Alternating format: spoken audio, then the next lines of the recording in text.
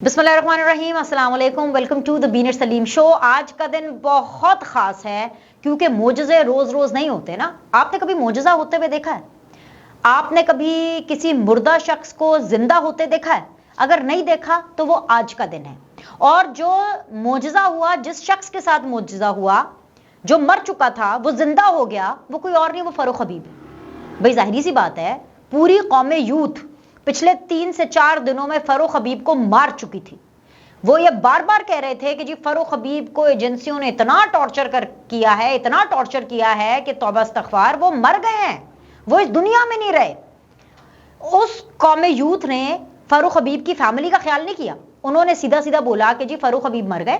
बल्कि जो जर्नलिस्ट, जो एनालिस्ट पाकिस्तान तहरीक इंसाफ इमरान खान के मौक़िफ़ को सपोर्ट करते हैं और जलती पर तेल डालते हैं, उन्होंने भी इस फेक न्यूज़ में मजीद तेल डाला ताकि आग मजीद भड़के। उन लोगों को भी मुंह की खानी पड़ी क्योंकि ऊपर वाले ने मोजज़ा कर दिया। भाई जो मुर्दा फरूख हबीब थे वो जिंदा हो गए, और सिर्फ जिंदा ही नहीं हुए बल्कि सालम हालत में सही सलामत, खत बनी हुई, अच्छे कपड़े पहने हुए, बाल ठीक से बने हुए, कॉन्फिडेंट तरीके से फरूख हबीब ने उस्मान डार और सदाकत अब्बासी को पीछे छोड़ दिया। छोड़ आए हम वो गलियां।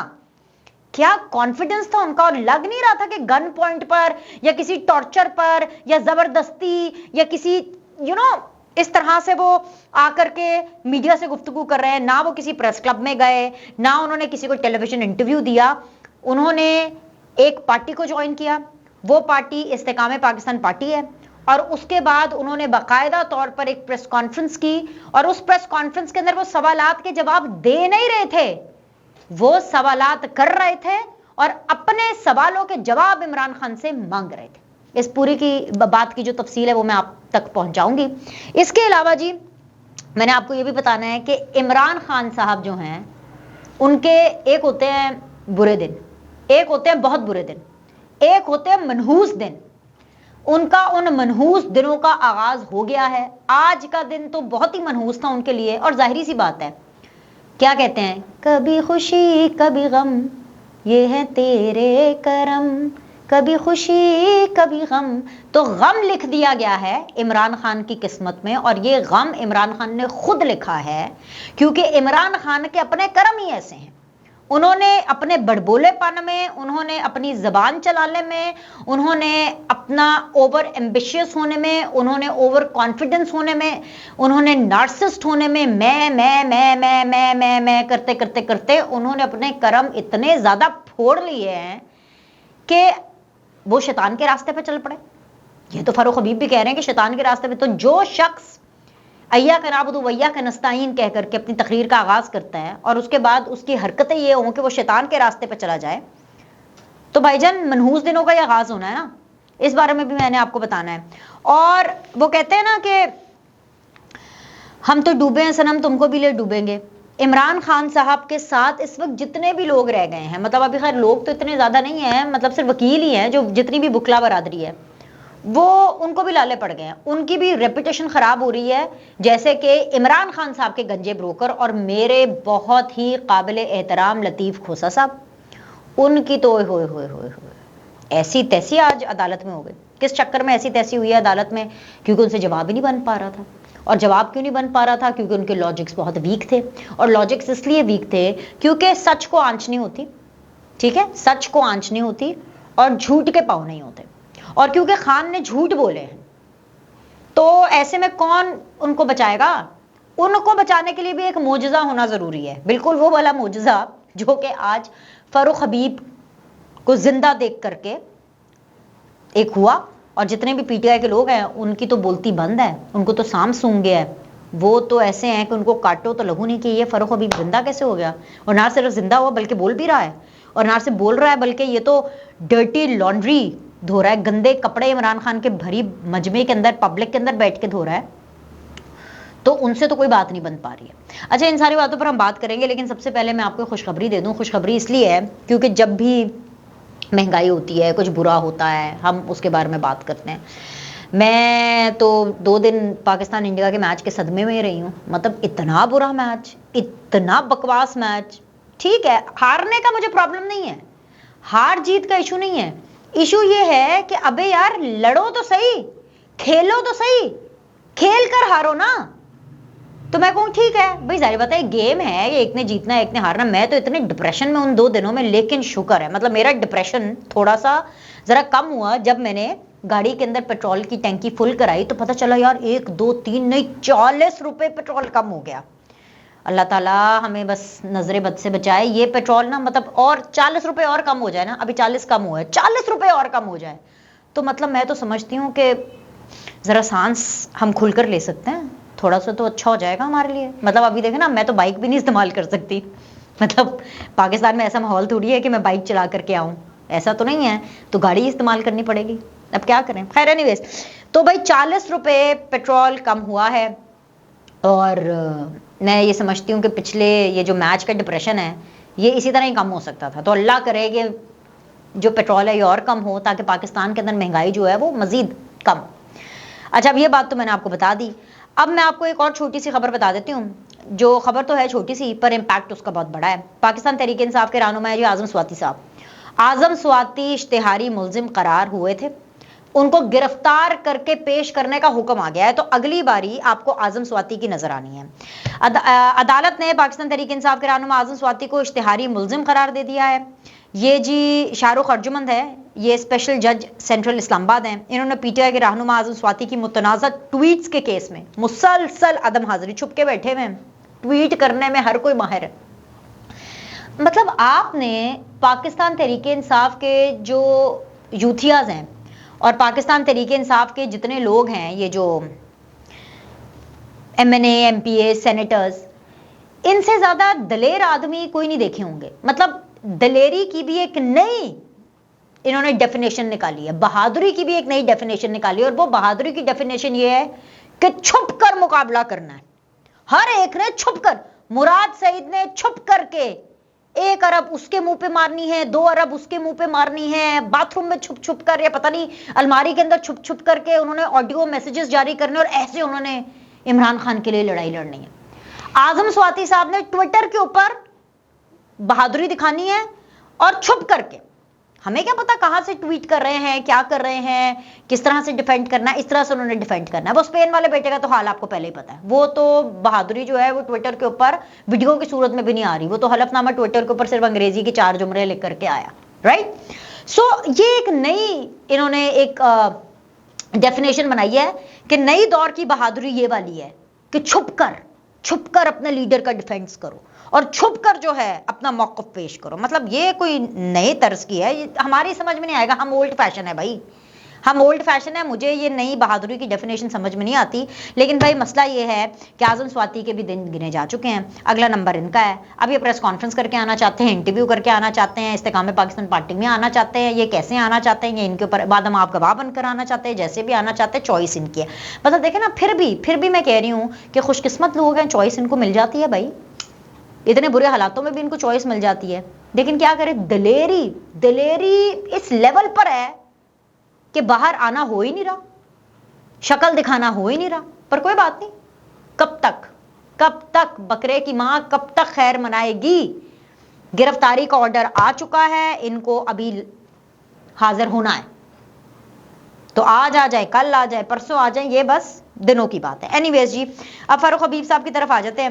فاروق حبیب نے جی سیدھا استحکام پاکستان پارٹی کے اندر شمولیت اختیار کی, اور جو باتیں فاروق حبیب صاحب کر رہے ہیں وہ مطلب کہ اتنی امپورٹنٹ ہیں کیونکہ وہ سوال اٹھا رہے ہیں, بڑے کانفیڈنٹ لگ رہے ہیں. میں نے آپ کو پہلے ہی بتایا تھا 9 اپریل کو جو عدم اعتماد کی تحریک ہوئی تھی اس کو وہ آئینی قرار دے تھے. اس کا مطلب یہ ہے کہ جو ووٹ آف نو کانفیڈنس کے نتیجے کے اندر جو عمران خان کی حکومت گئی, وہ فاروق حبیب صاحب کہتے ہیں کہ جی وہ بالکل ٹھیک گئی, وچ مینس کہ عمران خان غلط ہیں. اس کے بعد فاروق حبیب پوری سٹوری بتا رہے ہیں کہ بھئی حکومت جانے کے بعد بھئی اس آدمی نے جس کا نام عمران خان ہے, اپنی سیاست کے چکر میں, اپنے چکر کے اندر انہوں نے سکون کا سانس نہیں دے دیا, ہمیں چین سے نہیں بیٹھنے دیا. اور جو وہ کہہ رہے ہیں نا کہ جی شیطان کا راستہ انہوں نے اپنایا, شیطان کا راستہ وہ یہ والا, اس راستے کو کہہ رہے ہیں جو انتشار کا راستہ تھا, جو وائلنس کا راستہ تھا, پاکستان کی فوج کے خلاف عوام کو اکسانے کے اوپر, وائلنس پھیلانے کے اوپر, ملک میں آگ لگانے کے اوپر, گالی گلوچ کلچر کے اوپر ایک کلٹ ایک کلٹ فالوئنگ ڈیولپ کرنے کے لیے، جس کا کام ہی صرف گالی دینا، بدتمیزی کرنا تھا، اس چیز کو وہ شیطان کا راستہ کہہ رہے ہیں۔ اس کے علاوہ فاروق حبیب صاحب جو ہیں، انہوں نے تو عمران خان کو کہیں کا نہیں چھوڑا، کیونکہ فاروق حبیب نے عمران خان سے پوچھ لیا بھائی آپ کون سے نیلسن منڈیلا، وہی میری والی بات جو میں اکثر آپ کو کہتی ہوں، چائنا کا نیلسن منڈیلا، پتہ نہیں کس کا، مطلب چیچو کی ملیا کا نیلسن منڈیلا ہوگا کہ کون سا نیلسن منڈیلا جن کو اپنی گرفتاری سے ڈر لگ رہا ہے۔ فاروق حبیب نے یہ بھی بتا دیا کہ عمران خان کو کس چیز سے سب سے زیادہ ڈر لگتا ہے۔ زرداری صاحب تو بتا دیتے ان کو چھپکلیوں سے ڈر لگتا ہے، فاروق حبیب نے اصل راز فاش کیا، وہ تو کہہ رہے تھے بھائی اس آدمی کو گرفتاری سے ڈر لگتا ہے۔ فاروق حبیب کی ایک ایک بات ہیرے موتیوں میں تولنے کے برابر ہے، اور ہر بات کے اوپر بہت سے سوالات بھی ہو سکتے ہیں۔ ایک چیز جو اس پیٹرن میں کامن یہ تھی، عثمان ڈار نے بھی یہ بتایا کہ جی اتنے دیر وہ کہاں تھے، وہ سوچ رہے تھے، اپنا تھاٹ پروسیس کمپلیٹ کر رہے تھے، وہ یہ سوچ رہے تھے کہ جی ان کو کیا کرنا چاہیے۔ صداقت عباسی بھی یہ کہتے ہیں وہ سوچ رہے تھے کہ جی ان کو اپنا لاہے عمل کیا کرنا چاہیے۔ ایک تو سوچتے بڑا ہیں یہ لوگ، مطلب بڑا سوچتے ہیں، اتنا سوچتے، مطلب اتنا دماغ آتا کہاں سے ہے پی ٹی آئی کے، اور اتنا دماغ، اگر اتنا دماغ ان میں ہوتا، مطلب جتنی یہ سوچ رہے ہیں کہ مہینوں کی سوچیں، 9 مئی کا واقعہ، اور یہ کون سے 9 جون، 9 جولائی، 9 اگست، 9 ستمبر، 9 اکتوبر، آج ہم مڈ اکتوبر میں بیٹھے ہیں، 4 5 6 مہینے ان کو سوچنے میں لگ گئے ہیں کہ انہوں نے اپنے ساتھ کیا کرنا ہے، اپنی سیاست کے ساتھ کیا کرنا ہے، اپنے کریئر کے ساتھ کیا کرنا ہے۔ لیکن ٹھیک ہے، جسٹیفائڈ ہے، کیونکہ اگر ان سب میں اتنی عقل سمجھ بوجھ ہوتی تو یہ پی ٹی آئی کا فیس تھوڑی نہ ہوتے، یہ عمران خان کی پراکسی تھوڑی نہ ہوتے، یہ عمران خان اس فرد واحد کے ذہنی غلام تھوڑی نہ ہوتے۔ صحیح بات ہے، ہاں اتنا ٹائم لگتا ہے، جب آپ کا تھاٹ پروسیس سلو ہو نا تو اتنا ٹائم لگتا ہے، لیکن پھر بھی سوال تو سوال ہے، ہم تو پوچھیں گے بھائی۔ یہ سنا تھا اشتہار چلتا ہے نا کہ صابن سلو ہے، 1 منٹ تک ہاتھ دھونے، یہ تو 5 مہینے سوچتے رہتے ہیں، پتہ نہیں مطلب کیا کرتے ہیں۔ اینی ویز جی، تو فاروق حبیب نے بھائی بیچ چوراہے عمران خان کی بہادری کی، دلیری کی، اور وہ شیطان کے راستے کی وہ جو ہنڈی تھی وہ پھوڑ دی ہے۔ اتنا ذلیل اس سے پہلے عمران خان کو کسی بھی پی ٹی آئی کے بندے نے نہیں کیا ہوگا جتنا فاروق حبیب نے کرتے ہیں۔ تو اس لیے میں کہہ رہی ہوں منحوس دنوں کا آغاز ہے، اب اس سے جو اگلی باری آنی نا وہ بڑی، مطلب اس سے بھی زیادہ بری ہونی ہے۔ اکثر لوگ کہہ رہے ہیں کہ جی مراد سعید، یہ میرے پاس خبر نہیں ہے، خبر تو یہی ہے کہ جی مراد سعید کا بھی نمبر آئے گا، لیکن میرا انالیسز ہے، اور میرا انالیسز یہ کہتا ہے کہ مراد سعید نہ انٹرویو دیں گے، نہ پریس کانفرنس کریں گے، نہ وہ استحکام پاکستان پارٹی میں جائیں گے، مراد سعید سیدھا جیل جائیں گے، اور ملٹری ٹرائل بھی ان پر ہوگا، اور ان کو یہاں سے پکڑا جائے گا، کیونکہ مراد سعید جیسے عمران خان پنکی پیر نے، اسی طرح مراد سعید 9 مئی کے واقعات کے اندر وہ پہلی لائنوں میں، وہ پلاننگ کرنے والے، کروانے والے، ٹریننگ دینے والوں میں شامل تھے، لینے والوں میں نہیں، ٹریننگ دینے والوں میں شامل تھے۔ تو مجھے ایسے لگتا ہے کہ وہ جو سب سے دلیر آدمی ہے نا مراد سعید، جو چھپ کے پتہ نہیں کہاں بیٹھے ہوئے، اتنی دلیری ہے تو سامنے آؤ بھائی، سامنے آؤ، یہ کیا بلی چوہے کا کھیل کھیلا ہوا ہے۔ لیکن شیخ رشید صاحب وہ بھی کسی ٹائم پر بھی، ایک اعظم سواتی، ایک شیخ رشید صاحب، کاؤنٹ ڈاؤن شروع ہے، کسی بھی ٹائم پر ان کے پٹاخے پھوٹ سکتے ہیں۔ دیکھیے یہ جو بام آج فاروق حبیب صاحب نے پھوڑا ہے نا، لیکن ایک چیز میں آپ کو بتاؤں، مجھے ایک چیز کی بڑی خوشی ہے، اور I am really happy for Farooq because he is safe, he is sound, اور وہ استحکام پاکستان پارٹی میں ٹھیک ہے اپنی سیاست جو بھی کرے آگے، وہ اپنی فیملی کے پاس واپس آ گئے ہیں۔ ایک ٹارچر جو 5-6 مہینے کا ایک تھاٹ پروسیس تھا، اس سے باہر نکلے ہیں، اور اب ایک نارمل لائف گزاریں گے۔ مطلب پچھلے دنوں میں سوشل میڈیا کے اوپر فاروق حبیب کے بیٹے کی ویڈیو بھی دیکھ رہی تھی، جو وہ کہہ رہے تھے کہ مطلب ان کا بچہ چھوٹا ہے، اور وہ کہہ رہا تھا کہ جی مجھے میرے پاپا چاہیے، اور اداس تھا۔ سو لائک فیملیز افیکٹ ہوتی ہیں، اور اس طرح تو ہوتا ہے پھر اس طرح کے کاموں میں۔ لیکن میں اس لیے خوش ہوں کہ اب ان کا کم از کم یہ جو امتحان کا جو پروسیس ہے نا یہ ختم ہوا، اور فاروق حبیب جو ہے وہ اپنی فیملی سے جا کے مل گئے۔ یہ ایک پازیٹیو پہلو ہے آج کے دن۔ اب آ جائے جی آخری ان چند جھلکیوں پر جس کے بارے میں میں نے بات کرنی ہے۔ پہلے تو بھائی وہ جو ہوا ہے نا گنجے بروکر کے ساتھ، عمران خان کے گنجے بروکر کے ساتھ آج عدالت کے اندر، وہ بڑا انٹرسٹنگ کیس تھا۔ لیکن سائفر کے اوپر میں آپ کو 2-3 چیزیں بتا دوں۔ سب سے پہلے تو سائفر کیس میں عمران خان صاحب جو منہ پھاڑ کے بولتے تھے نا جلسے میں کھڑے ہو کر کے کہ سائفر کیا، یہ جیب سے سائفر نکالا، یہ سائفر ہے، سائفر یہ کہہ رہا ہے۔ پھر اس کے بعد میں سب کو کہتا ہوں آف دا ریکارڈ رہے گا لیکن میں سب کو سائفر دکھاتا ہوں. پھر دکھا بھی دیا, پھر صحافیوں کو بھی دکھا دیا, پھر اس کے بعد عوام کے جذبات کے ساتھ اس سائفر کے اوپر کھیل بھی لیا. پھر اس کے بعد کیا ہوا کہ اس کے بعد انٹرویو میں یہ بھی بول دیا کہ جی سائفر مجھ سے گم ہو گیا ہے. اس کے بعد عمران خان نے گھٹنے ٹیک کر کے این آر او مانگ لیا. عمران خان یہ کہہ رہے ہیں کہ جی آرٹیکل 248 کے تحت مجھے استثنا دو. کس چیز کی استثنا؟ کیونکہ جی میں ملک کا وزیر اعظم رہا ہوں, میں ملک کا کیونکہ وزیر اعظم رہا ہوں تو مجھے استثنا چاہیے. ارے میں یہی تو کہہ رہی ہوں, کہاں سے سوچتے ہیں بھائی, اتنے کانڈ کرنے کے بعد, اتنے لائک لوز ٹاک کے بعد, اتنی زیادہ منہ کھولنے کے بعد, اب آپ اس ٹائم پر استثنا مانگ رہے ہو جب کل آپ کے اوپر فرد جرم یا تو لگ جانی ہے یا اس کا پروسیس شروع ہو جانا ہے. مطلب یہ فرد جرم ود ان ڈیز کا کام ہے. تو کہہ رہے جی استثنا, مجھے تو این آر او چاہیے, مجھے این آر او چاہیے, مجھے چھوٹ چاہیے. کیوں مقابلہ نہیں کر سکتے؟ کیا آپ کے گنجے بروکر کا مقابلہ نہیں کر سکتے؟ اور وہ نہیں کر سکتے کیونکہ آج عدالت کے اندر جو جج صاحب نے کہا, کیونکہ بھئی یہ جو کہہ رہے تھے ٹرائل کو لے کر کے بڑی بات کر رہے تھے, پر مسئلہ یہ ہے کہ عدالت جو ہے انہوں نے عمران خان کو یہ کہا ہے کہ کیونکہ جی آپ کی جان کو خطرہ ہے, کیونکہ کیا عمران خان صاحب ہمیشہ کہتے رہتے تھے نا کہ میری جان کو خطرہ ہے, میں کورٹ نہیں آ سکتا, میں عدالتوں میں پیش نہیں ہو سکتا. یاد ہے نا آپ کو؟ عدالت نے وہی پینترا عمران خان صاحب کے منہ پہ یہ ٹھک کر کے دے مارا, یہ لو بھائی تمہاری جان کو خطرہ ہے. تم تو کہتے ہو کہ تمہاری جان کو خطرہ ہے, تمہاری بیگم آ کے کہہ رہی ہوتی ہے کہ بھائی جان عمران خان صاحب کو کوئی زہر دے رہا ہے. تو بھائی انہوں نے سیدھا بولا, اسلام آباد ہائی کورٹ نے کہا ہے کہ جی عمران خان صاحب کو کیونکہ خدشات کے پیش نظر جیل میں جو ٹرائل ہے یہی بس ایف میں این جی چلنی ہے. ٹھیک ہے, تو بھائی جان جناب اسلام آباد ہائی کورٹ نے عمران خان کے انہی خدشات کو مد نظر رکھتے ہوئے جیل ٹرائل روکنے کی درخواست مسترد کر دی ہے. تو اس کو کیا کہتے ہیں؟ لو آپ اپنے دام میں سیاد آ گیا, ایسے ہی کچھ کہتے ہیں نا, لو آپ اپنے دام میں سیاد آ گیا. ہاں صحیح بولا میں نے, ویری گڈ یار, ویری گڈ. مطلب میری بھی میموری ٹھیک ہو گئی ہے. Okay fine. تو ایک تو یہ چیز تھی. اب ذرا آ جائیں جی گنجے بروکر کے ساتھ کیا ہوا. گنجے بروکر کے ساتھ یہ ہوا عدالت کے اندر کہ بھائی جان وہ لطیف کھوسہ صاحب فرما رہے ہیں کہ جی سابق وزیر اعظم چیئرمین پی ٹی آئی اس ملک کے چیف ایگزیکٹو تھے, اور چیف ایگزیکٹو کو اس کا حلف ایسی صورتحال میں اختیار دیتا ہے. کس چیز کا اختیار دیتا ہے؟ بھئی عدالت نے کہا کہ کیسے 248 آپ کیسے مانگ رہے ہیں, یہ سائفر ہے, آپ کیسے اس کو پبلک کر سکتے ہیں؟ کہتے نہیں جی اس کا وہ دیتا ہے, بالکل اختیار دیتا ہے. چیف جسٹس نے استفسار کیا کہ کھوسہ صاحب یہ بتائیے کہ پاکستان میں امریکہ کی طرح دستاویزات ڈی کلاسیفائڈ کرنے کا کوئی قانون موجود ہے؟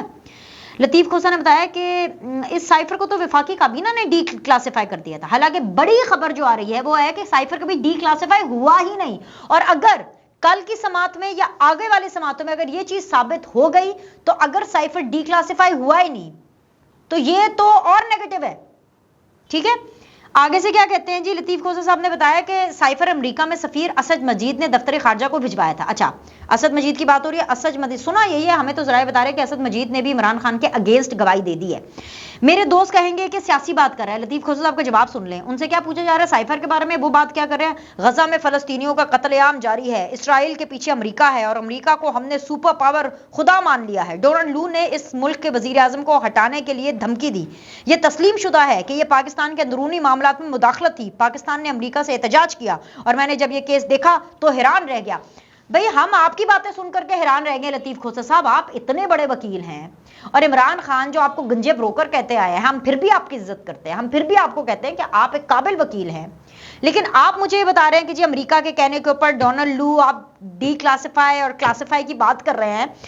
ڈونلڈ لو سے تو یہ فواد چودھری ہو, پی ٹی آئی کے لوگ ہو, یہ تو ملاقاتیں کرتے پھر رہے تھے.